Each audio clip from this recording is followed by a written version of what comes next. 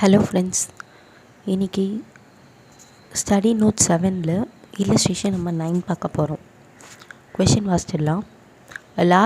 A large computer installation contains 2000 components of identical nature which are subjected to failure as per probability distribution that follows month end. ஒவ்வொரு மாதத்து எண்ட்லேயும் இந்தந்த பர்சன்டேஜ்க்கு வந்து failure நடக்குதுன்னு சொல்கிறாங்க. ஆனால் failure to டேட்டுன்னு சொல்லிட்டாங்க. இந்த டேட் வரைக்கும் இவ்வளோ நடக்குது, இந்த டேட் வரைக்கும் இவ்வளோ நடக்குதுன்னு க்யூமுலேட்டிவாக கொடுத்துருக்காங்க. ஸோ இதை நம்ம வந்து தனித்தனியாக பிரித்து எழுதணும். Components which fail have to be replaced for efficient functioning of the system. If there are replaced as and when failure occur, the cost of replacement is per unit is ₹3. Okay, failure ஆன உடனே replace பண்ணப்படுறாங்க. என்ன failure ஆகுதோ அது உடனே replace பண்ணுறாங்கன்னா அப்போ வந்து அதுக்கான அமௌண்ட் வந்து ஒரு யூனிட்டுக்கு ₹3 ஆகுது அப்படின்னு சொல்லிட்டு சொல்கிறாங்க. Alternatively, if all components are replaced in one lot at periodical intervals and individually replaced, only such failures as occur between group replacement, the cost of component replaced is ₹1. Okay, ஒரு interval மாதிரி fix பண்ணி அந்த இன்டர்வலில் வந்து மொத்தமாக எல்லா மிஷினரியும் மாற்றுறாங்க. அப்படி மாற்றும்போது சின்ன சின்ன இது மட்டும் ஃபெயிலியர் நடக்கும்போது குட்டி குட்டி பார்ட்ஸை மட்டும் தனித்தனியாக மாற்றுறாங்க. ஸோ ஃபஸ்ட்டு என்ன பார்த்தோன்னா, எப்போ ஃபெயிலியர் நடக்குதோ அப்போயே மாற்றிட்டோன்னா ₹3. அது இல்லாமல் ஃபெயிலியர் நடந்தாலும் பரவாயில்ல, ஒரு குறிப்பிட்ட மந்த்தை வந்து ஃபிக்ஸ் பண்ணி வச்சுட்டு அந்த மந்தில் தான் வந்து எல்லா ஃபெயிலியரையும் ரீப்ளேஸ் பண்ணணும் அப்படின்னு குரூப் ரீப்ளேஸ் பண்ணால் அதுக்கு வந்து ₹1 per unit. Assess which policy of replacement would be economical. So எது வந்து ரொம்ப எக்கனாமிக்கலாக இருக்கும் அப்படின்னு சொல்லிட்டு கேட்குறாங்க. ஓகே, ஃபஸ்ட்டு இந்த கொஷினுக்கான ஆன்சரை பார்த்துடலாம். ஸோ மந்த் வந்து 1, 2, 3, 4, 5 அதுக்கான ப்ராபபிலிட்டி. ஃபஸ்ட் ஒன் வந்து 10%ன்னு இருக்குது, அதனால் 0.1. நெக்ஸ்ட்டு வந்து 25லேருந்து 10 மைனஸ் பண்ணால் 25லேருந்து 10 மைனஸ் பண்ணால் நமக்கு என்ன வரும்? 15 வரும். அதனால தான் 0.15. நெக்ஸ்ட்டு வந்து பார்த்தோன்னா 50லேருந்து 25 மைனஸ் பண்ணோன்னா 25 வரும். அதனால தான் இங்கே 0.25. நெக்ஸ்ட்டு 80லேருந்து 50 மைனஸ் பண்ணால் 30% வந்து நமக்கு வந்து கிடைக்கும். அதனால் இங்கே வந்து 0.30. அதே மாதிரி நெக்ஸ்ட் ஒன் 100லேருந்து 80 மைனஸ் பண்ணால் 0.20. இப்போ என்ன பண்ணுவோம்? ஆஸ் யூஷுவல் நம்ம மந்தோட நம்மளோட ப்ராபபிலிட்டியை மல்டிப்ளை பண்ணணும். 1 × 0.10 0.10, 2 × 0.15 0.30, 3 × 0.25 0.75 சொல்லிட்டு எல்லாத்தையுமே என்ன பண்ணணும்னா மந்தோட ப்ராபபிலிட்டி ஆஃப் ஃபெயிலியரை இது பண்ணணும்னா 3.35 மந்த்ஸில் வந்து நமக்கு என்ன ஆகுதுன்னா ஃபெயிலியர்ஸ் எல்லாமே வந்து நடக்குது ஆவரேஜாக அப்படின்னு சொல்லிட்டு பார்க்கலாம். ஸோ 2000 காம்போனன்ட்ஸ் வந்து ஸோ கொஷினோட ஸ்டார்டிங்லேயே பார்த்தோம், மொத்தமாக 2000 காம்போனன்ட்ஸ் வந்து இருக்குதுன்னு சொல்லிட்டு. ஸோ 2000 காம்போனன்ட்ஸ் வந்து 3.35 மந்த்ஸில் வந்து நமக்கு வந்து ஃபெயிலியர் ஆகுது ஆவரேஜாக. 1 மந்த்துக்கு வந்து 597 அப்படின்னு சொல்லிட்டு சொல்கிறாங்க. டிவைட் பண்ணணும். இப்போது அதாவது ரிப்பேர் ஆன உடனே நம்ம வந்து சரி பண்ணிட்டோம்னா ₹3ன்னு பார்த்தோம். ஸோ 597 ஒரு மாதத்துக்கு ₹3 அப்போ ஒரு காம்போனண்ட்டுக்கு வந்து ₹3னா 597 காம்போனன்ட்ஸுக்கு வந்து ₹1791 ஒரு மாதத்துக்கு. இந்த அலைன்மெண்ட் நான் திருப்பி வந்து எக்ஸ்பிளைன் பண்ணுறேன். ஸோ வந்து 2000 காம்போனன்ட்ஸ் வந்து 3.35 மந்த்ஸில் வந்து ரிப்பேர் ஆகுது. அப்போ ஒரு மாதத்துக்கு எவ்வளோ ரிப்பேர் ஆகும் அப்படின்னு பார்த்தோன்னா 597. ஸோ ஒரு காம்போனண்ட்டுக்கு ₹3னா 597 காம்போனண்ட்டுக்கு ₹1791. இப்போ வந்து இது ரிப்பேர் ஆகி ரீப்ளேஸ் பண்ணுறதை பற்றி பார்க்குறோம். இப்போது அதே மாதிரி இப்போ வந்து குரூப் ரீப்ளேஸ்மெண்ட்டுக்கு நம்ம வந்து பார்க்க போகிறோம். ஃபஸ்ட்டு இண்டிவிஜுவல் ரீப்ளேஸ்மெண்ட்டுக்கு 597க்கும் தனித்தனியாக வந்து ₹3 கட்டி ஒவ்வொரு மாதமும் நம்ம ரிப்பேர் பண்ணால் 791 ஆகுது. இப்போ குரூப் ரீப்ளேஸ்மெண்ட் பற்றி பார்க்க போகிறோம். குரூப் ரீப்ளேஸ்மெண்ட்டுக்கு வந்து எவ்வளோ வந்து நமக்கு வந்து எக்ஸ்பெக்டட் வந்து கிடைக்குது, அப்படி எவ்வளோ ரீப்ளேஸ் பண்ண போகிறோம் அப்படின்றத நம்ம பார்க்க போகிறோம். ஸோ இது வந்து நான் வந்து இல்லஸ்ட்ரேஷன் நம்பர் 4லே வந்து சொல்லி கொடுத்தேன் எக்ஸ்பெக்டட் நம்பர் ஆஃப் ரீப்ளேஸ்மெண்ட் எப்படி கண்டுபிடிக்கணும்னு சொல்லிட்டு. ஸோ வந்து ஃபர்ஸ்ட் ரீப்ளேஸ்மெண்ட் கண்டுபிடிக்கணும்னா மிஷினரியோட ஃபஸ்ட்டு ப்ராபபிலிட்டியை வந்து மல்டிப்ளை பண்ணிக்கணும். So 2000 components into first probability பார்த்தோன்னா 0.1 பண்ணோன்னா ஃபஸ்ட் மந்த் எண்டில் நமக்கு என்ன கிடைக்கிதுன்னா 200 கிடைக்கிது. நெக்ஸ்ட்டு அதே மாதிரி இதோட formula m into probability 2 second மந்த்துக்கு ப்ளஸ் முன்னாடி கண்டுபிடிச்ச ஃபஸ்ட்டு அந்த break down into probability 1. So machinery into probability 2 plus இங்கே போன வாட்டி ஃபஸ்ட்டுக்கு நமக்கு என்ன எக்ஸ்பெக்டட் ரீப்ளேஸ்மெண்ட் கிடச்சதோ அது into probability 1. Next break down 3, அதாவது ரீப்ளேஸ்மெண்ட் 3க்கு வந்து பார்க்க போகிறோம். As usual machinery into probability 3 plus அதுக்கப்புறம் break down 2 into probability 1 plus break down 1 into probability 2. அன்றைக்கே சொன்னேன், அதாவது அந்த சம்மில் நம்ம பிரேக் டவுன்னு பார்த்துருப்போம், இந்த சம்மில் நம்ம ரீப்ளேஸ்மெண்ட்டுன்னு பார்க்கணும். என்னென்னா இது எல்லாமே ரீப்ளேஸ்மெண்ட் ஆர் பிரேக் டவுன் எல்லாமே வந்து நமக்கு வந்து டிசெண்டிங் ஆர்டரில் எழுதுவோம். ப்ராபபிலிட்டி எல்லாமே நம்ம எதில் எழுதுவோம்னா அசெண்டிங் ஆர்டரில் எழுதுவோம். ஸோ எம்னா வந்து அந்த மிஷினரி இன்ட்டு ப்ராபபிலிட்டி 3 வந்து 0.25 ப்ளஸ் இது பிரேக் டவுன் 2 வந்து பார்த்தோன்னா பிரேக் டவுன் 2 வந்து 320 இன்ட்டு ப்ராபபிலிட்டி 1 வந்து பார்த்தோன்னா 0.1 ப்ளஸ் பிரேக் டவுன் 2 வந்து என்னென்னு பார்த்தோன்னா பிரேக் டவுன் 1 என்னென்னு பார்த்தோன்னா 200 இன்ட்டு ப்ராபபிலிட்டி 2 வந்து 0.15.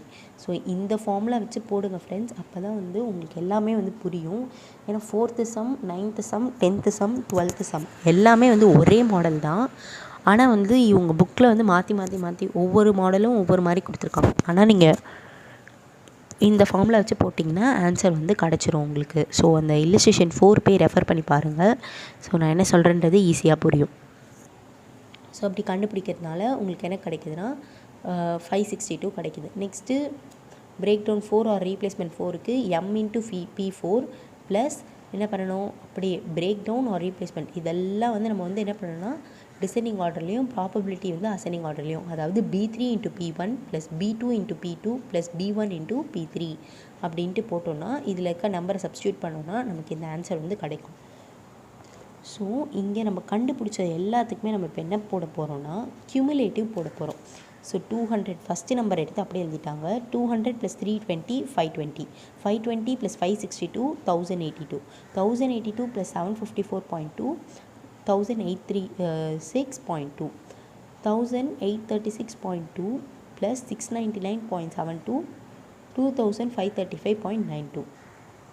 இப்போ என்ன பண்ணுறாங்கன்னா ரெண்டாக பிரிக்கிறாங்க. ஏன்னா இங்கே குரூப்பும் இருக்குது இண்டிவிஜுவலும் இருக்குது. ஒவ்வொரு மிஷினரிக்கும் வந்து 3 ரூபா, குரூப்பாக ரீப்ளேஸ் பண்ணால் 1 ரூபா. ஸோ வந்து 200 × 3 600 520 × 3 1560 1082 × 3 3246. இது எல்லாத்தையுமே வந்து இன்ட்டு 3 பண்ணணும் இண்டிவிஜுவலில். குரூப்பில் வந்து 1 ரூபா. ஸோ மொத்தமாக ரீப்ளேஸ் பண்ணால் 1 ரூபா. ஸோ 2000 காம்பனன்ட்ஸை மொத்தமாக ரீப்ளேஸ் பண்ணால் 1 ரூபா. ஸோ 2000 × 1 வந்து 2000 தான் வரும். ஸோ இப்போ இதுக்கு டோட்டல் காஸ்ட் நம்ம என்னென்னு பார்த்தோம்னா 600 + 2000 2600. ஒரு மந்த்துக்கு வந்து 2600. அதே மாதிரி 1560 + 2000 3560. இது 2 மாதத்துக்காக இருக்கிறதுனால /2. நெக்ஸ்ட் இது ரெண்டுத்தையும் ஆட் பண்ணி /3. 4th மந்த்துக்கு ஆட் பண்ணி /4. 5th மந்த்துக்கு ஆட் பண்ணி /5 பண்ணோன்னா அதுக்கான ஆவரேஜ் காஸ்ட் வந்து நமக்கு கிடச்சிரும். ஸோ வந்து 3rd மந்தில் தான் வந்து காஸ்ட் வந்து ரொம்ப கம்மியாக இருக்குது. ஸோ இந்த மந்தில் என்ன பண்ணிக்கலாம்னா ரீப்ளேஸ்மெண்ட் பண்ணிக்கலாம் அப்படின்ட்டு வந்து சொல்கிறாங்க. நம்மளோட ஃபஸ்ட்டு கொஷின் என்ன, எந்த பாலிசி வந்து பெட்டர்னே கேட்டாங்க. ஸோ நம்ம பார்த்தோன்னா இந்த இண்டிவிஜுவல் ரீப்ளேஸ்மெண்ட்டுக்கு நமக்கு 1791 வருது. ஆனால் குரூப் ரீப்ளேஸ்மெண்ட்டுக்கு நமக்கு ஆவரேஜாக 3rd மந்தில் 1748.67 தான் வருது. ஸோ குரூப் ரீப்ளேஸ்மெண்ட் தான் வந்து பெஸ்ட்டு, இந்த பாலிசி தான் வந்து பெட்டர் அப்படின்னு வந்து சொல்கிறாங்க. நெக்ஸ்ட்டு கொஷின் வந்து வாசிக்கலாம். If group replacement is economical at current cost then assess at what cost of individual replacement would group replacement be uneconomical. Okay, group replacement வந்து காசு ரொம்ப கம்மியாக இருக்குது, எக்கனாமிக்கலாக இருக்குது. அப்போது இண்டிவிஜுவல் ரீப்ளேஸ்மெண்ட் வந்து எப்போ வந்து குரூப் ரீப்ளேஸ்மெண்ட் வந்து எக்கனாமிக்கலாக காட்டும் அப்படின்னு சொல்லிட்டு கேட்குறாங்க. குரூப் ரீப்ளேஸ்மெண்ட் எக்கனாமிக்கலாக இருக்குது கரண்ட் காஸ்ட்டில். அப்போது எந்த இப்போ இண்டிவிஜுவல் ரீப்ளேஸ்மெண்ட் எந்த காஸ்ட் வந்து குரூப் ரீப்ளேஸ்மெண்ட்டையும் வந்து அதிகமாக ஆக்கும் அப்படின்ட்டு வந்து கேட்குறாங்க.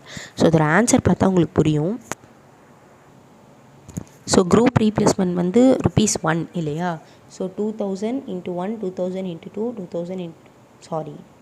2000 × 1 போட்டு குரூப் ரீப்ளேஸ்மெண்ட் எல்லாத்துக்குமே வந்து 2000 வந்துடும். நெக்ஸ்ட்டு வந்து இண்டிவிஜுவல் ரீப்ளேஸ்மெண்ட்டுக்கு நமக்கான இது வந்து நம்ம பிரேக் டவுன்ஸ் வந்து நம்ம கண்டுபிடிச்சிட்டோம்.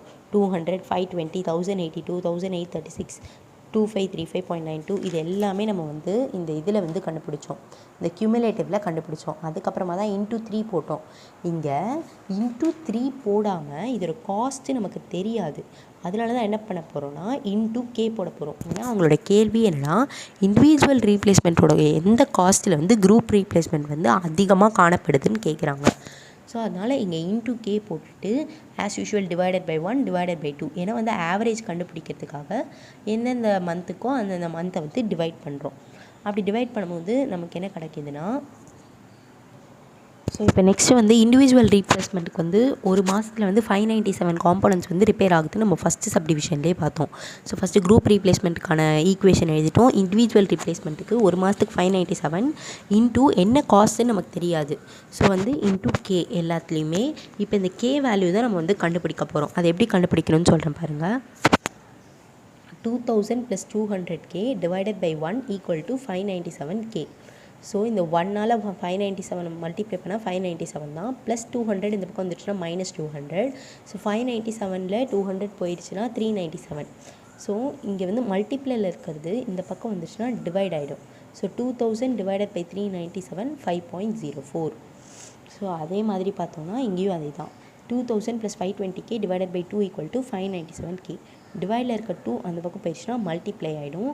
ஸோ வந்து 2 × 597 1194k மாறும். ஸோ ப்ளஸ் தான் இருக்கிறது இந்த பக்கம் வந்துடுச்சுன்னா மைனஸ் ஆகிடும். அதை மைனஸ் பண்ணோன்னா 674k கிடைக்கும். ஸோ 674 இன்ட்டு கேன்னு இருக்குமா.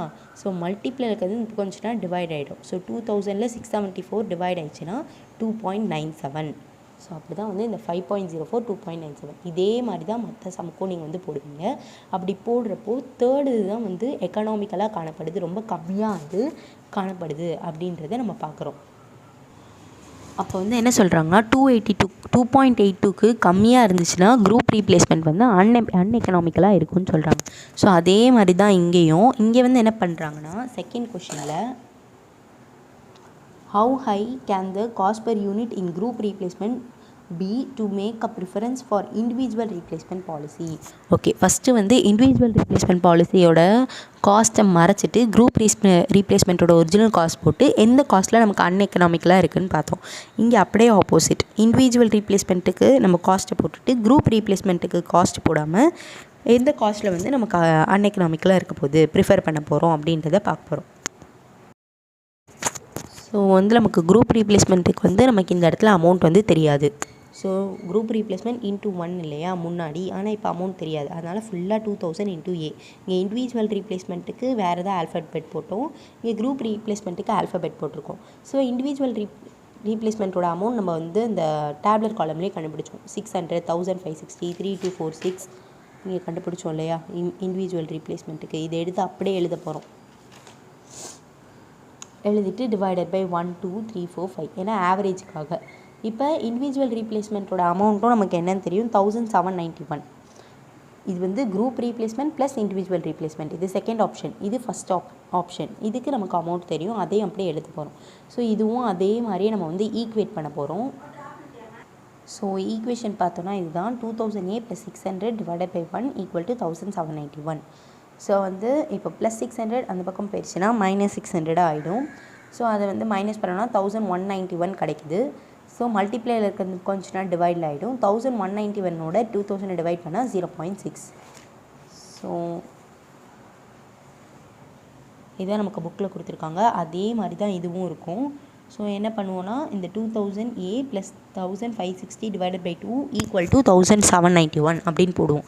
டிவைடில் இருக்க 2 வந்து 1791ஓட மல்டிப்ளை பண்ணுவோம். நெக்ஸ்ட்டு மல்டிப்ளை பண்ண அமௌண்ட்டோட 1560 டிடெக்ட் பண்ணுவோம், மைனஸ் பண்ணுவோம். வந்த அமௌண்ட் வந்து 2000A = அப்படின்னு சொல்லிட்டு நமக்கு ஒரு அமௌண்ட் கிடைக்கும். 2022 கிடைக்கும். அதோட 2000 நம்ம டிவைட் பண்ணோன்னா 1.01 கிடைக்கும். ஸோ இதே மாதிரி தான் மொத்த வேல்யூவும் கண்டுபிடிச்சிருப்பாங்க. இங்கே வந்து என்னென்னா மோர் தென் வேல்யூ வந்து சொல்லுவாங்க. ஏன்னா வந்து எந்த ரீப்ளேஸ்மெண்ட் வந்து நமக்கு வந்து பெட்டர் அப்படின்னு சொல்லிட்டு சொல்கிறாங்க. ஏன்னா எந்த ஹை காஸ்ட் வந்து நமக்கு வந்து குரூப் ரீப்ளேஸ்மெண்ட்டை வந்து ப்ரிஃபர் பண்ணுதுன்னு கேட்குறாங்க. ஸோ ஹை காஸ்ட்டு கேட்குறாங்க. ஸோ அதனால தான் இங்கே வந்து ஹை எதுன்னு பார்த்தோன்னா 1.06. ஸோ வந்து 1.06 விட அதிகமாக இருந்ததுன்னா இண்டிவிஜுவல் ரீப்ளேஸ்மெண்ட் பாலிசி வந்து நமக்கு வந்து பெட்டராக இருக்கும் அப்படின்னு சொல்லிட்டு சொல்கிறாங்க. ஸோ இந்த சம் உங்களுக்கு புரிஞ்சிருக்கும்னு நினைக்கிறேன். ஏதாச்சும் டவுட்ஸ் இருந்ததுன்னா கமெண்ட்ஸில் போடுங்க. Thank you so much.